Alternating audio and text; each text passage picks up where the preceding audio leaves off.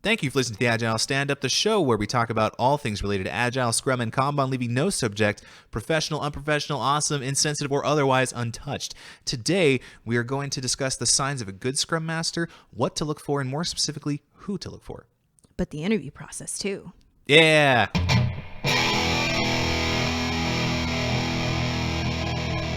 All right, John, so let's talk about signs of a good Scrum Master. So what do we look for in a good Scrum Master? All the way down to the interview process, which I think is going to be really cool to talk about because you've recently gone through this. Exactly. I want to hear all about it. Yes, and we've had some scenarios too, and I do want to talk about that and why that's important in an interview.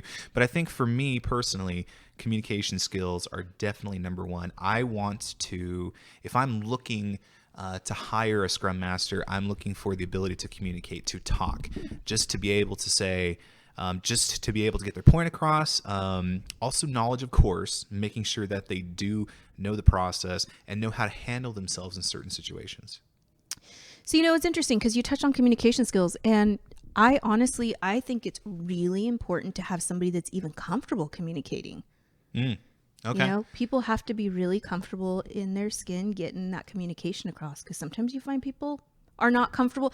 Maybe they might be comfortable in email, but not in person. And sometimes a lot of what you do is in person. So I think that's a good one. That's true. Yeah. And I do value the communication way over the email, because you can stare at an email forever. In fact, I prefer, and I know that this is like kind of I don't want to say day one, but this is definitely one of the things that you do early on, is that you stress getting away from the email, in the sense that you want that communication. If you're a distributed team, call up your team member, or maybe have a meeting about it, have an open discussion, rather than put your thoughts into an email so that you can transmit it across and then let somebody stare at it, really think about their response. I mean, I'm not trying to put anybody on the spot by that, but it is good to have that open communication so that you can really better understand their thought process rather than just a volley of communication. So this is a random question about how, like, percentage wise, if you had to break it down, about how much time do you think a Scrum Master actually spends communicating? Honestly, 99.100% of their time. Right? I mean, that's the whole thing. Yeah. So that's why, to me, it's the most important thing. I mean, knowledge of the product, that'll come in time, from the time that you spend with the developers, with your QA testers, with everybody in the organization. Knowledge of Agile in general, obviously, meaning organizations want to have as seasoned Scrum Masters as possible. Sometimes that's not the case. Sometimes you want, as an organization, to be there with an emerging Scrum Master to be able to kind of participate with their learning experience, because as they learn, it's part of their job. They're going to definitely pass that on. And it's great. So I think that depending on the application that the Scrum Master is working on or is going to be working on, you're going to want to target either a mature or, for lack of a better word, an immature Scrum Master, just so that you can participate in their learning experience. Yeah. So other items though. Yeah. So one that I really, really, really like is influential. Ooh. So the ability to influence your team and your organization and people even outside of your organization, I think that's a really big one. What kind of influence are we talking about? Like, I'm going to have a speech and get everybody riled up? No, right. Not so much. Okay. No, the ability to influence people on good Agile practices, not adhering, I don't want to say adhering, but staying. It's a glue. Yeah, right. Yeah. Adhere Epoxy. to. Yeah. No, but I mean, just getting people to want to go to those stand-ups and explaining why they're important. A lot of the ceremonies that Scrum Masters facilitate, sometimes, it's hard to get the team to buy into those because they don't feel like they want to spend that time there. So the ability to influence people to want to attend those or adhere or follow a process. More glue. No more glue. Even influencing the people outside of the team and explaining how Agile operates and how they're going to get a delivery every 2 weeks, or what sprints are, what the ceremonies are, what they mean. I really, really think that being able to influence is big.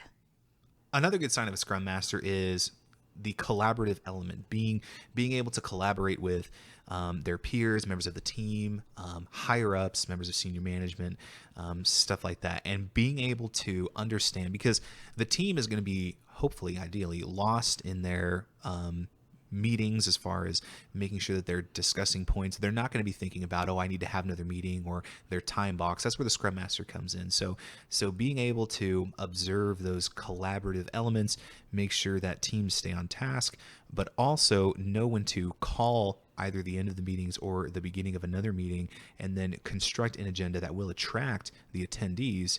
That is an art within itself in order to get that particular attendance. The right people in the room. Right, correct. Yeah. Yep.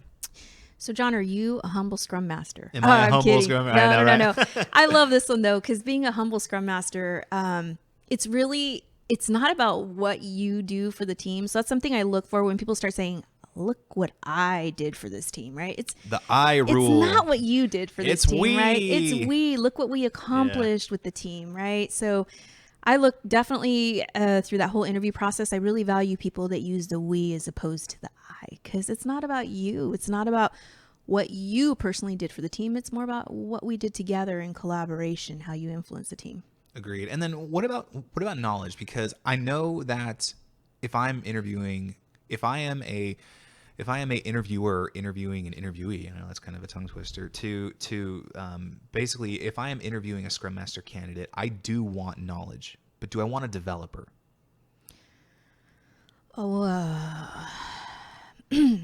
So I think a good Scrum Master is going to have some technical skills. Mm-hmm. I think it's good. I definitely think that it helps.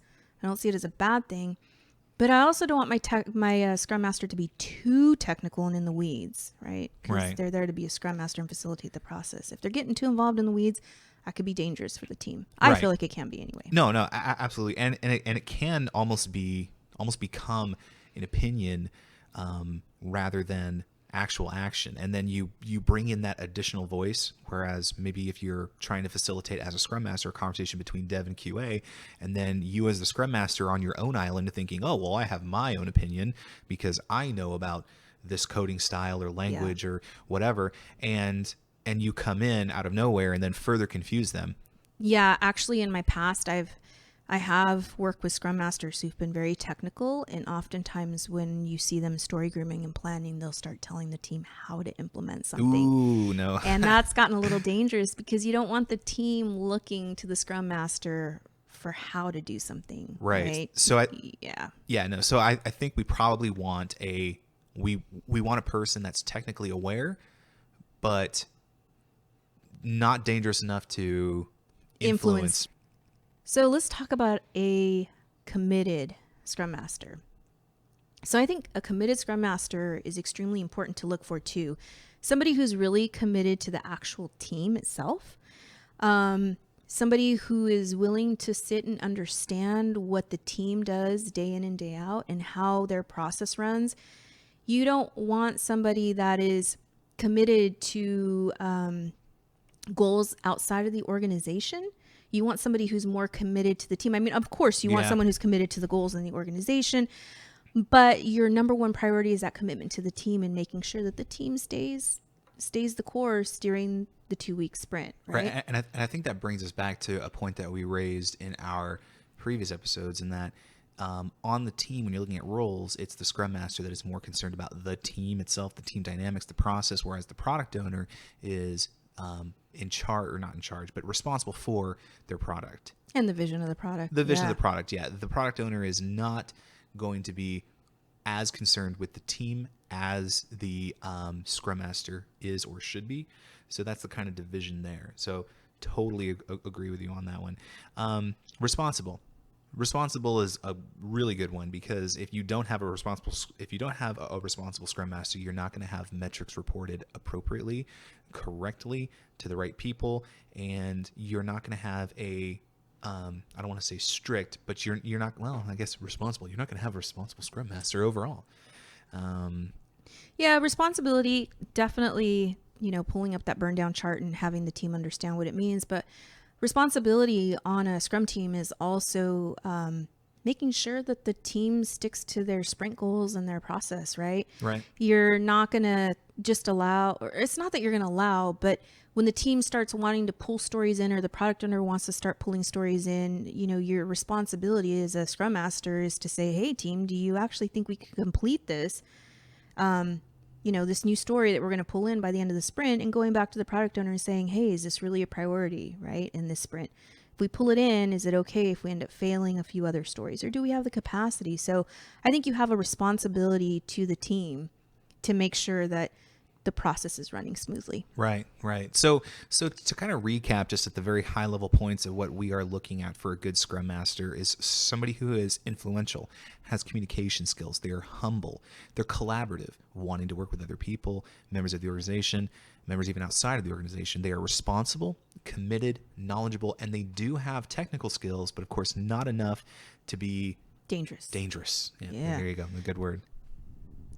So let's talk about this interview process. So I've been on a variety of interviews for Scrum Master, and you're asked the common questions and you answer them, but you recently started the interviewing process, or started to interview candidates. And I really like some of the things that you tried out during your interview that you recently shared with me. And it's a lot around kind of actual role playing. So can you tell me a little bit more about that? Right. So, as you said, I mean, not always, like I've been, doing this for 40 years, but essentially what I've noticed is that credentials are in no short supply. Everybody is certified, and that definitely means a lot. I mean, education again is key, but with those certifications come expectations. So if you tell me that you have 3 times the certifications that as the next person, I expect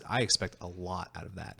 And what I've noticed is that you can have a lot of the certifications, but then when we get you in a room and we're talking to you during the interview process as a Scrum Master, because we already highlighted the important skills being communication, influential, knowledgeable, having some technical skills, they just fall by the wayside.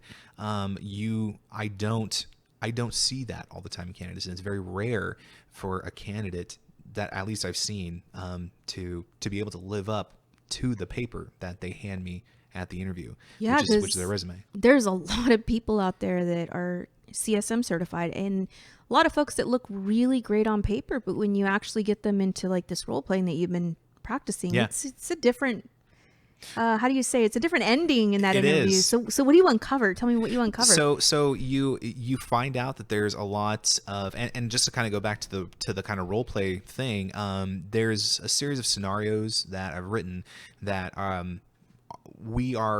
we kind of want the candidate to act out with us. And yes, it is cool. It is like a role play. Yeah. So I've found in the interview process that it's more important to me, the outcome. Actually, it is definitely without question more important to me, the outcome of those role plays than the resume when it comes to a Scrum Master candidate specifically, because once again, we're focusing on those influential communication, knowledge, and technical skills overall.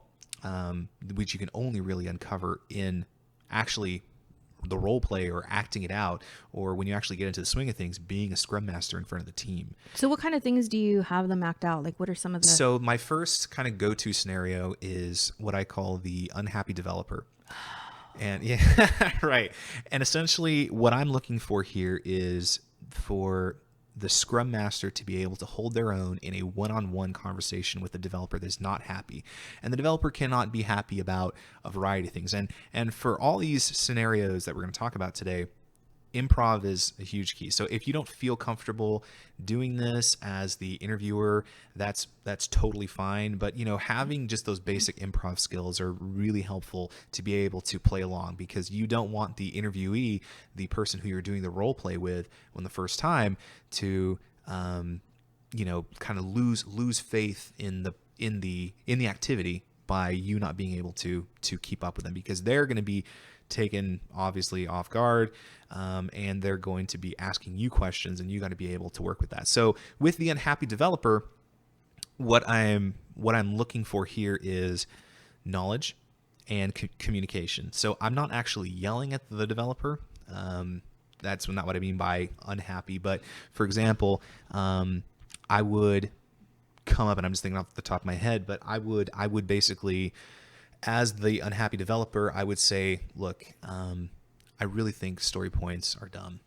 I don't get them. I don't think they make sense. I don't think they accurately portray what I am, the work that I'm completing and the amount of work that I'm completing. And I just do not agree with it. And when we don't have consensus, I'm just shocked at why or what a developer could say to where a QA person would then acquiesce, and then they would basically meet them halfway in the middle. That just doesn't make any sense to me. So it's really the developer like going back and saying, why do we even story point? Like, what's the point? Yeah, of story right, pointing? right. So in short, that's pretty much it. And then what I'm looking for the Scrum Master candidate is to explain to me what the importance of story points are, and how they help the team. Essentially, to talk me off a ledge, for lack of a better word. I know that's pretty dramatic. Another one can be, I don't appreciate, me speaking as the angry or the unhappy developer. I think stand-up is a waste of time. That's an interesting one. Right. Yeah. And what I would be, and that's kind of in short, there's more to it, but essentially I would be looking for the Scrum Master candidate as the interviewer, me saying that to explain to me the purpose of stand-up, maybe ask me, and, of course, engage with me in conversation about it. I'm just not looking for a one-way response to say, oh, well, stand-up's not stupid because I would be looking for the Scrum Master to engage a conversation with me to kind of suss out why I think it's stupid. And that's the improv element as well, but also that comes to the communication skills for the Scrum Master to be able to communicate with me and really understand the real reasons why I am unhappy with stand-up, or I think that stand-up is a waste of time. And then So going back to the stand-up one, I think for a Scrum Master, if I'm interviewing and I'm playing out the scenario, I would definitely want to hear how the Scrum Master gets the team to really understand the value in stand-up too. I think that's a really good one. Exactly. How do you explain the value, right? Yeah. That's a tough one. It is. Yeah. And these are tough. I mean, these are not meant to be easy. I mean, I'm testing again the high level communication skills, which are knowledge, communication, the technical skills, all of that. That's kind of what I'm testing for this. Then, so pretty much just to sum up the unhappy developer, there's a lot of things that you can add on to that. And that's kind of the nice kind of endless thing about the scenario, is that you're looking for almost a Scrum Master to defend the process, defend the values. And that's testing their knowledge and communication skills. And then there's simulated stand-up. So that particular scenario is we're going to have 3 to 4 people, depending on who's available, come into the room or be present in the room. Basically, the panel, if it's a panel interview, they're going to be present in the room with the candidate. And I'm going to let the Scrum Master candidate know that there is that you're going to you're going to facilitate a stand-up with your team, which is going to be 3 to 4 people. What the Scrum Master candidate doesn't know is that each of these 3 to 4 people are going to have a series of impediments, which are going to, of course, follow along a storyline that we've previously written out. And the Scrum Master, of course, I'm going to look for the Scrum Master candidate to react to those impediments and see what they do, essentially just to observe what they would do in that stand-up situation. Now, granted, they're hearing all this for the first time, but if you're a good Scrum Master, even if you don't know the subject matter, and remember, I'm not looking for technical skills here, I'm looking more for the communication and just the knowledge of what to do. I'm looking more from an agile perspective and just from a human element perspective as well. So we would go around the room. I would look to this. I would stay silent as just an observer, but I would look to see what the Scrum Master does when they hear those impediments.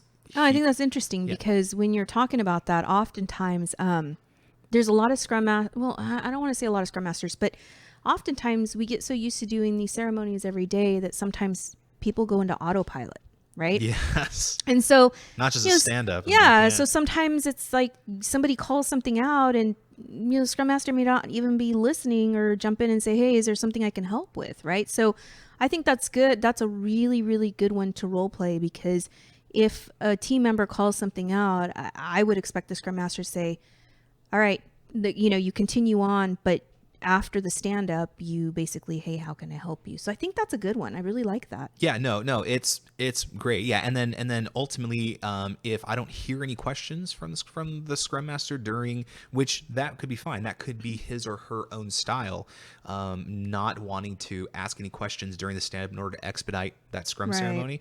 But I will follow up after the scenario has concluded and ask questions about what type of impediments did you hear? What would be your next steps? If I don't hear anything, red flags all of a sudden go up. I'm looking for what they would do, because in a real world situation, I need the Scrum Masters. Me speaking as a manager, I need the Scrum Masters to be able to take care of the team and help them out. If they can't do that, even in a really short scenario, how could they do that for an actual functioning team? No, that's good, because I mean, aside of retrospective, I really strongly feel that the daily stand-up is one of the most important ceremonies of the whole Scrum process. Absolutely. Yeah. Absolutely. I like that. And then the other one that I've written so far, and of course there's quite a bit more, is what is the priority? And that's kind of a more contained one, very similar to the Unhappy Developer, in the sense that it's a one-on-one between the product owner and the Scrum Master. And of course, it would be, I would play the product owner, and then the Scrum Master candidate would be the Scrum Master. And essentially all we're going to tell the Scrum Master candidate is that we have 3 more sprints up until a product release, and we only have 1 sprint backlog ready to go. And I'm going to leave it at that. I love that. Yep. I love that one, because I think one of the favorite ones that I have is helping the product owner to how do you say this? I love working back with the product owner to at least have 2 sprints worth of work. Right. So I think that's a really, really good one, because you prioritize what needs to get done in order to make this release happen. And if you don't have that prioritized in at least 2 sprints worth of work, we're just going to be pulling random stuff in. So I really like that. What, if you don't mind me asking, what's been some of the, how have candidates answered this one? So this one I haven't had the opportunity to run quite often, but I got to say I have not had anybody nail this one yet. Really? And what I've got, this is the one that I've gotten to, because to be honest, not many people have gotten to this one yet. Oh, okay. As far as, Okay. but for the what's the priority one, it's so far I've been met with silence. And kind of like, that's it. There's nothing more to the scenario.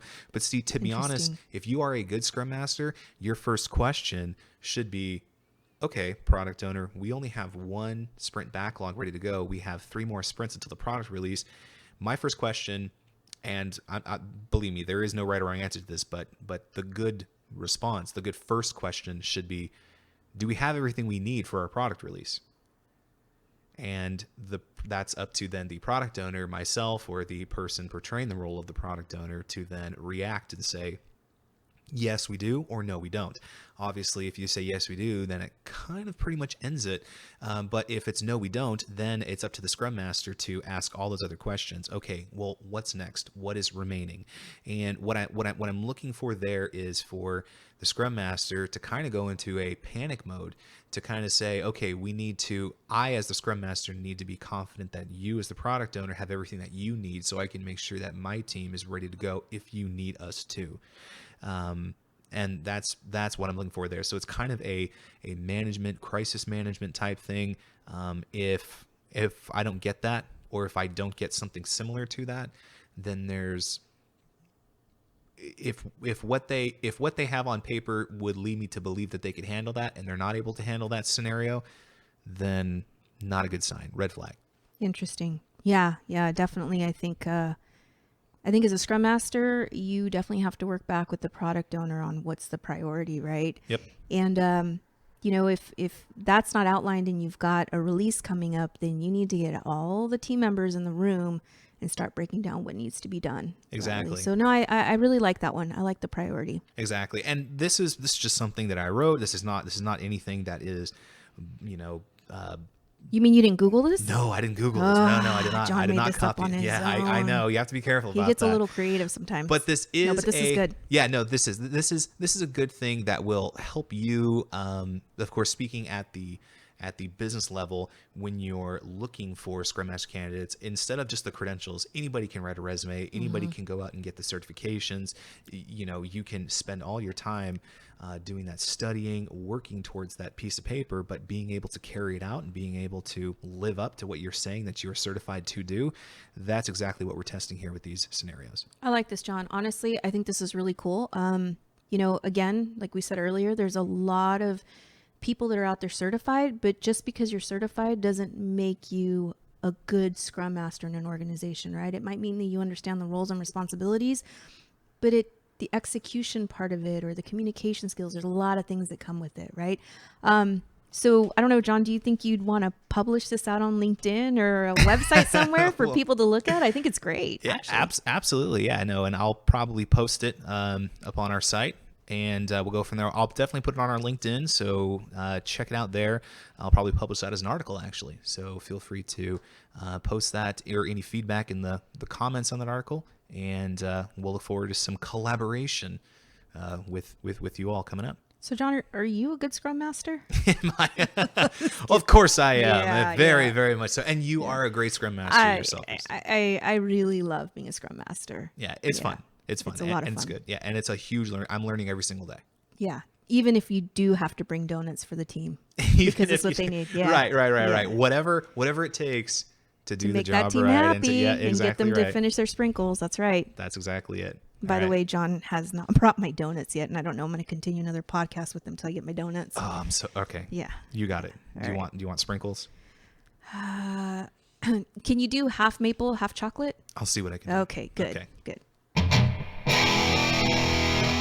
And on that, thank you for playing along with us in the Agile Stand-Up. Today we discussed the signs of a good Scrum Master, and they are influential, having communication skills, very humble, being collaborative, responsible, committed, and knowledgeable on technical skills. Exactly right. Now, Christine, on that, do we have any impediments?